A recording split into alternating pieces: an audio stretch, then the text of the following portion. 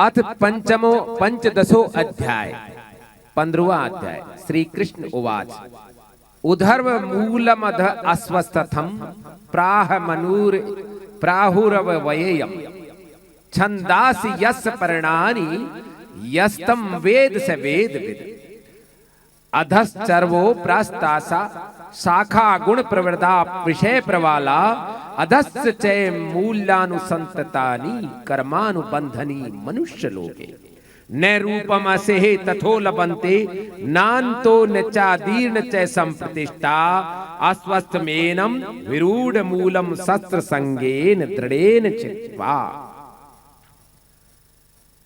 तत् पदम परिमार्गित्वम यस्मिन् गत्वा न निवर्तन्ते भूये तथैव चाद्यं पुरुषं प्रपदे यत् प्रवृत्ति प्रसूता पुराणी निर्माण मोहाजित संग दोषा अध्यात्म नित्या विनिवृत कामा दंदैर विमुक्तो सुख दुख शांतिर्वृतम मूढ़ा पदम वयेयम् ततः न तद्भासतो सूर्यो न शशांको न पावक यद गत्वा न निवर्तन्ते तद्वां परमं मम ममे वांसे जीव लोके जीव भूत सनातनः मन षष्टि इंद्रियाणि प्रकृति स्थानि कर्षति शरीरम यद्वाप्नोति यच्चायुत्क्रमाति ईश्वर गृहीत्वैतानि संयाति वायुर्गन्ध निवासयेत् श्रोत्रम चक्षु स्पर्शनम चैरसनम घ्राणमेव चै अधिष्ठाय मनस्य चाय विषयानुपसेवते उत्क्रमांतम स्थितिम वापि गुंजाननम वा गुणान्वितम विमूढ़ा नानुपश्यन्ति पश्यन्ति ज्ञान चक्षुषा। श्री कृष्ण कहते हैं कि ऊपर की ओर जड़ वाला पीपल के वृक्ष की तरह यह संसार है। पीपल में ऊपर जड़ कैसे हैं? जटाएं है ना, और वो जटाएं धरती में लग जाती है और फिर वो पीपल का जो मूल तना है वो तो पता नहीं कब गायब हो जाता है और उन जटाओं से पुनः दूसरा पीपल पैदा हो जाता है। ऐसे ही ये संसार भी अविनाशी ही है। इसमें नीचे से इंद्रियों के जरिए व्यक्ति फंसा रहता है और वो दोबारा फिर से यहां पुनरागमन में चलता रहता है। इस संसार में ऐसा ये जो वृक्ष है ये पूरी तरह से सब लोग मोहित होते रहते हैं। इसकी कौपलें, इसकी लताएं, ये सब कल्पना है। ये ऐसा नहीं कि एक्चुअल में ऐसा है या वास्तव में ऐसा है। ये इसकी कल्पना है कि ये संसार जो है इस पीपल के वृक्ष की तरह है जिसकी ऊपर की ओर जड़ यानी जटाएं हैं जो नीचे धरती में आके फिर वहां से दोबारा वो मतलब ये मिटता नहीं है, वो यहीं आदमी फंसता चला जाता है। कोई भी व्यक्ति इसको अच्छी तरह से जान ले तो फिर ये खोजना चाहिए कि वो परब्रह्म कहां गए।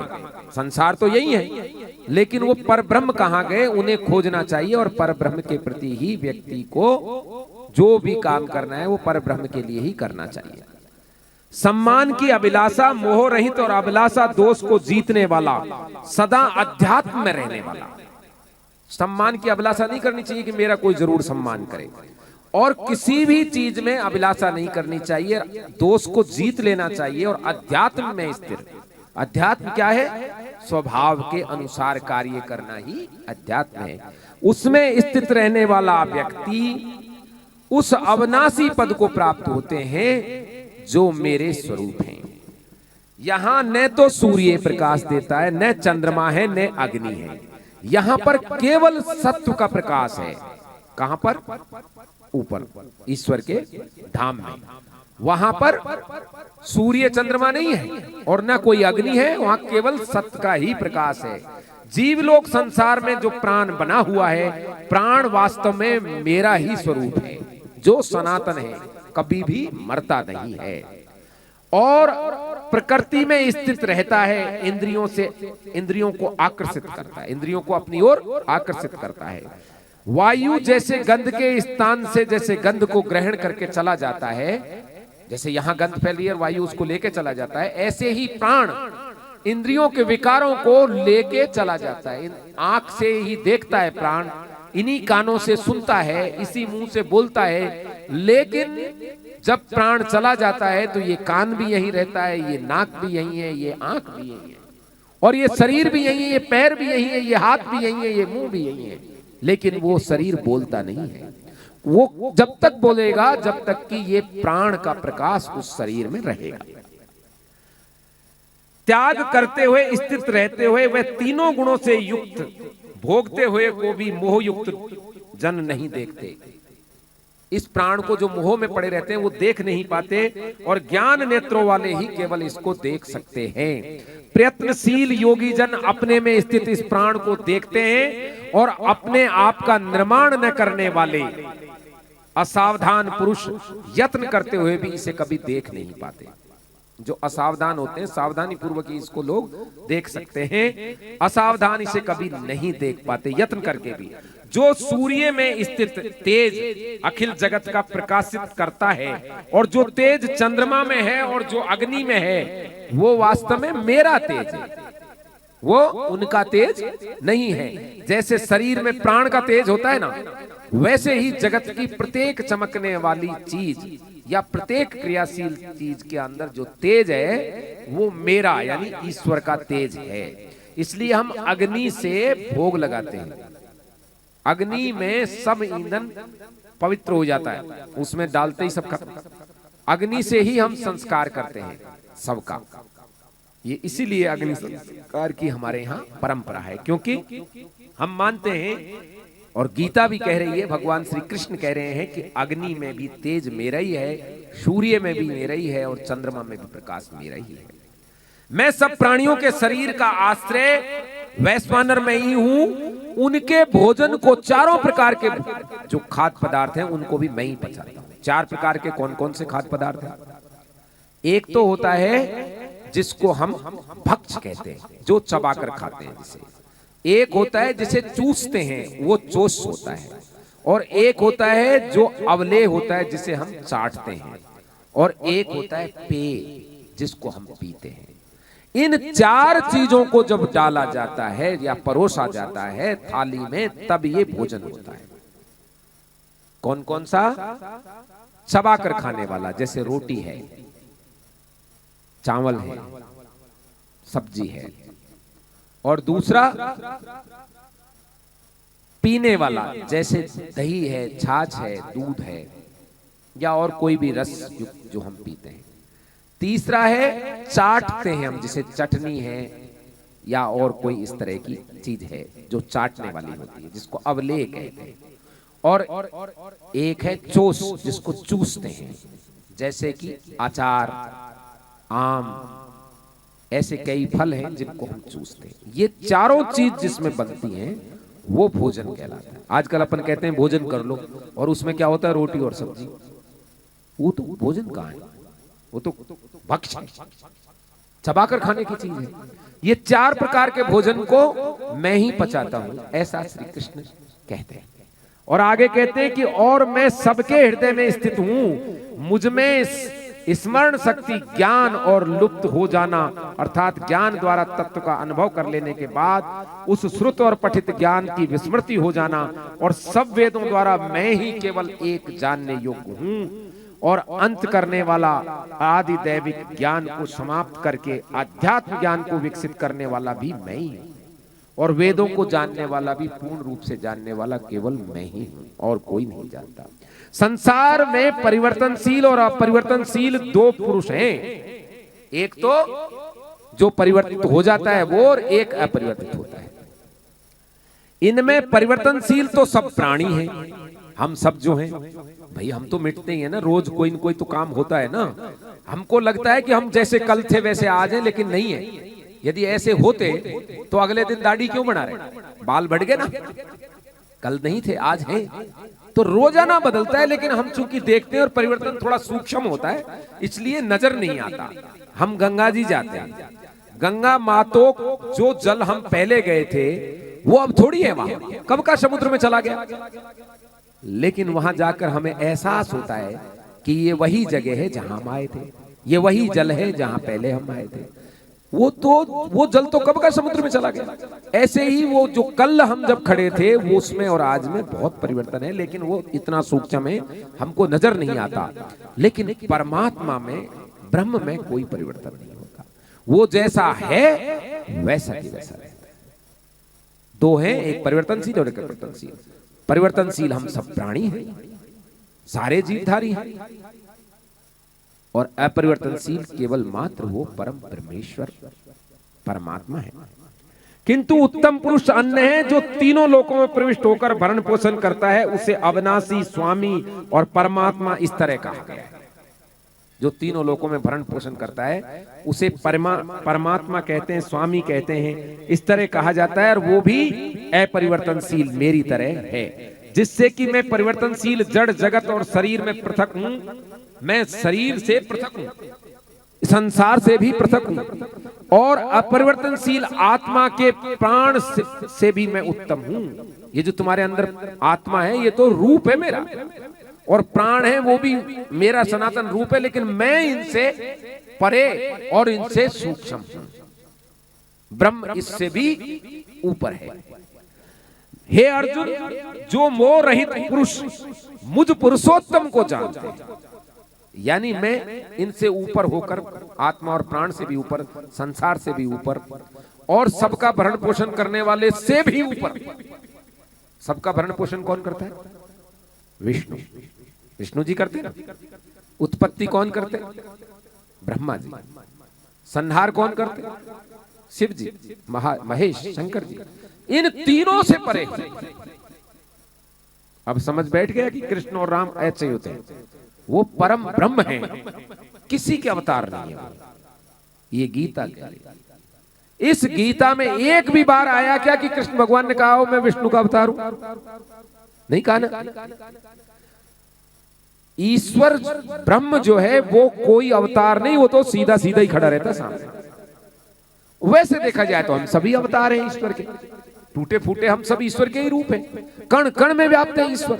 पर वैसे ये अवतार वाला जो सिद्धांत है उसका गीता समर्थन नहीं करती, और यही कारण है कि लोग गीता से बचते हैं। अवतार नहीं तो फिर रोटी पानी नहीं, फिर धंधा नहीं, फिर दान दक्षिणा नहीं। इसलिए गीता का पाठ आपको कहीं होते नहीं मिलेगा। ये कठिन काम तो रामराज्य मिशन ही कर रहा है, और वारकारी संप्रदाय ने इसमें ये साथ साथ महेंद्र जी महाराज जैसे संतों ने कृपा की, क्योंकि ये ढोंग संत तुकाराम जी ने बहुत पहले ही नष्ट कर दिया थे।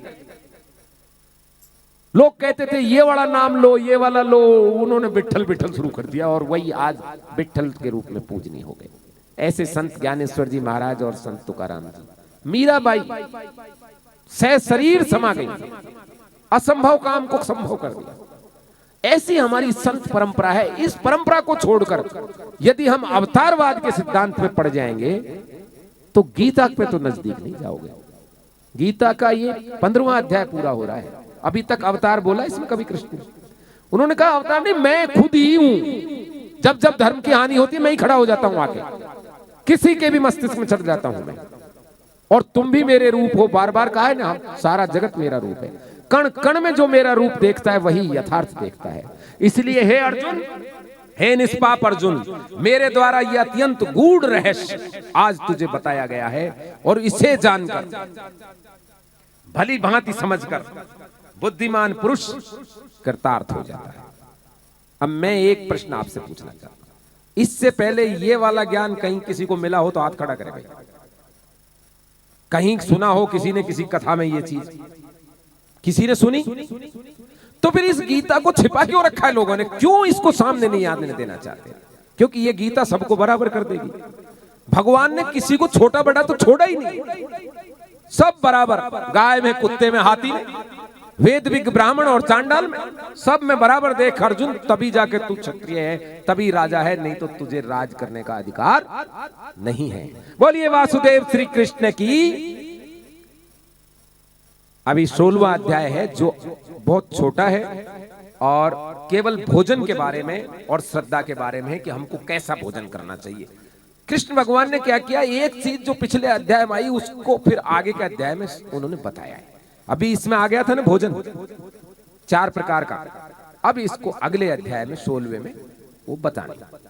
तो देखिए कहते हैं श्री कृष्ण, अथ षोडशो अध्याय श्री कृष्ण उवाच अभयम सत्व शुद्धि ज्ञान योग व्यवस्थित है दानम दमस्य च यज्ञस्य च स्वाध्यास तप आर्जवम अहिंसा सत्यम क्रोधस्य त्याग शांतिरपैशुनम दया भूतस्य लोलुप्तम मार्दम चीर चापलम तेज क्षमा धृति शोचम दोहो नातिमानिता भवन्ति संपदम देवीम अभिजातस्य भारत दंभो दर्पो अभिमानस्य च क्रोध पारुष्यमेव च अज्ञानम चाभिजातस्य पार्थ संपदमाशुरी दैवी संपद मोक्षाय निबंधाय सुरी मता मां सुत संपदम दैवी अभिजातो असि पांडव दौ भूत सर्गो लोके इसमें देव आसुर एव च देवो विस्तर से प्रोक्तम आसुरम पार्थ मे श्रम प्रवृत्तिम च निवृत्तिम च जनान विदुरासुरा न सोचम ना पिचाचरो न सत्यम तेषु विद्यते असत्यम प्रतिष्ठम ते जगदाहुरनि ईश्वरम अपरस्परम संभूतम किम हेतु काम हेतुकम एताम दृष्टिमिवष्टम नष्टात्म अल्प बुद्धे प्रभवत्व ग्रह कर्माणाम क्षयो जगता अहिता कामाश्रितम दुष्पूरम दम्भमान मदान्विता मोहाद ग्रात्युम सद्ग्रहातीन प्रवर्तन्ते असुचि व्रता चिंता में परिमेयाम च प्रलयांतुमिपाश्रिता कामोपभोग पराम एतावदति निश्चिता आपा आशा पासा सतेरबद्धा काम क्रोध परायना इहन्ते काम भोगार्थन मन्ने नार्थ संचयान। अभी आप इन्हीं श्लोकों को रामवंश जी से काव्यात्मक रूप से सुनिए। भगवान देवी संपदा और आसुरी संपदा को बताते हैं। भगवान कहते हैं अभेदान में स्थित हो वे शुद्ध चित्त दानी भी हो इंद्रिया दमन कर यज्ञ करे तब श्री विनम्र स्वाध्यायी हो सत्य अहिंसा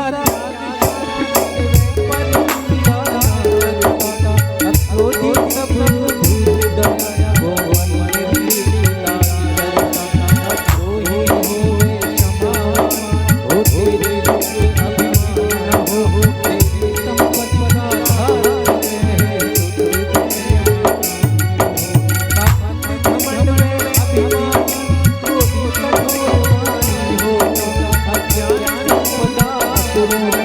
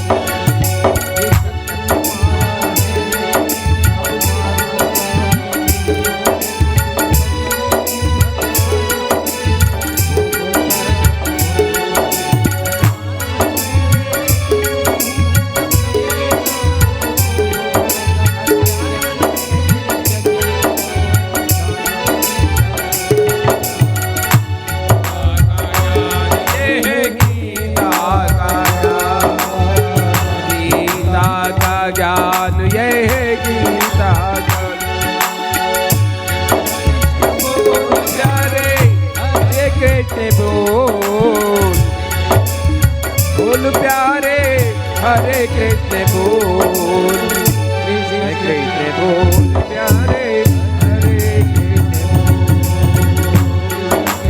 बोल प्यारे, हरे कृष्ण बोल।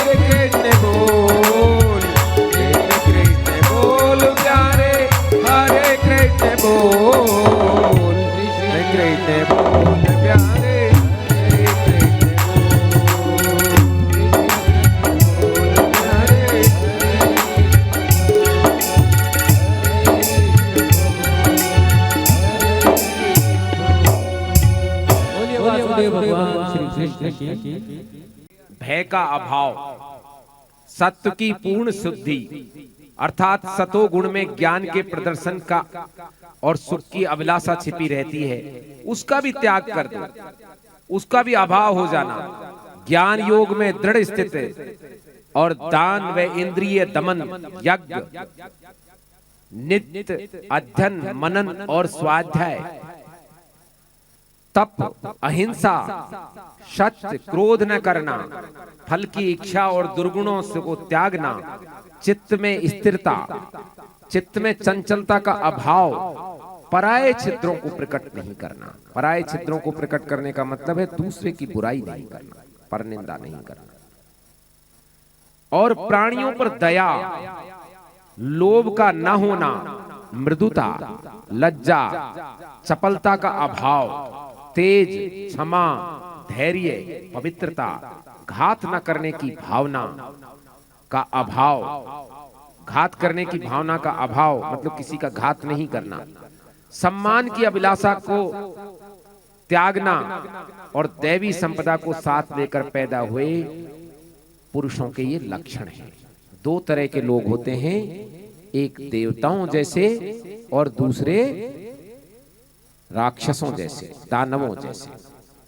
एक दैवी संपदा को लेकर पैदा होते हैं और दूसरे आसुरी संपदा को। ये लक्षण किसके हैं? दया होना, क्षमा, तेज, धैर्य, दूसरे की बुराई नहीं करना, अपने अतिशय पूजित होने की सम्मान की अभिलाषा का अभाव, ज्ञान का घमंड नहीं दिखाना और किसी दूसरे को चोट नहीं पहुंचाना। ये सब दैवी संपदा को लेकर पैदा हुए लोगों के लक्षण हैं। हे अर्जुन, धार्मिक पाखंड, घमंड अर्थात रूप, कुल, धन, शिक्षा आदि से अत्यंत अहमता का भाव जो पैदा होता है, रूप से, कुल से, धन से, शिक्षा से, वो स्वयं के लिए अतिशय पूजित होने की भावना बना लेता है मन में और क्रोध और कठोरता और अज्ञान की आसुरी संपदा को साथ लेकर उत्पन्न होने वाले पुरुष के ये लक्षण है। क्या लक्षण है? उसे धार्मिक पाखंड होता है। अब देख लिया आप, धार्मिक पाखंड वाले किस श्रेणी में आते हैं? राक्षसों की श्रेणी में आते हैं। धर्म को कभी भी पाखंड की चीज नहीं बनाना चाहिए। जितना इसको पाखंड की श्रेणी में बनाएंगे उतना ही व्यक्ति आसुरीता की ओर बढ़ेगा। हे अर्जुन, धार्मिक पाखंड, घमंड, रूप रस, रूप धन, शिक्षा, ज्ञान, किसी भी चीज का घमंड जो है वो कहीं भी किसी भी दृष्टि से ठीक नहीं है।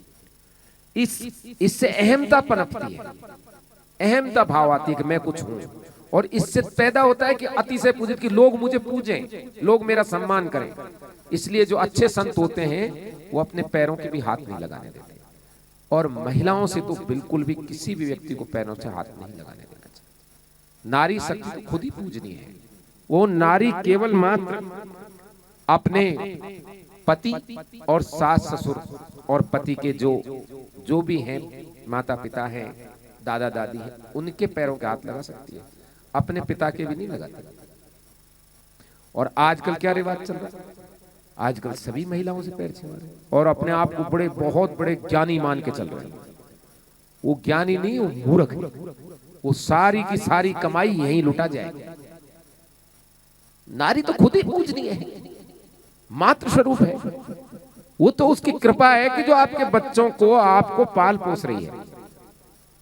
नारी तो धरती का रूप है। इसलिए जहां तक हो सके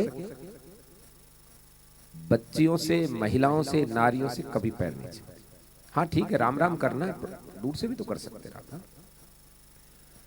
तो ये धार्मिक पाखंड और अज्ञान इस तरह के जो हैं, ये आसुरी संपदा को लेकर पैदा हुए लोगों के लक्षण हैं। दैवी संपदा मुक्ति के लिए होती है, आसुरी संपदा बंधन के लिए मानी गई है। हे अर्जुन, इस लोक में देवों जैसी और दानवों जैसी दो तरह की जातियां हैं। एक कैसी? दानवों जैसी, जो दानवों जैसा लक्षण है उसका, और एक देवताओं जैसी। असुर मनुष्य कर्म में लगने और कर्म में छूटने को नहीं जानते। न तो कर्म में लगने को जानते हैं, न कर्म में छूटने को जानते हैं, और उनमें पवित्रता भी आचरण में नहीं होती, सत्व भी नहीं होता।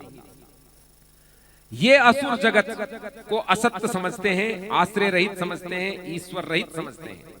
बिना परस्पर संबंध के उत्पन्न, अर्थात प्रकृति और पुरुष के संयोग के बिना ही उत्पन्न मानते हैं। और तो क्या कहा जाए, ये तो कामनाओं की पूर्ति के लिए है। ये संसार ऐसा कहते हैं कि घी पियो चाहे उधार लेके ही पियो, ऐसा मानते हैं। ये बोले मरी जाएंगे जो अपने क्या फर्क पड़ता है। ये आसुरी संपदा को लेकर पैदा होने वाले लोगों के लक्षण हैं।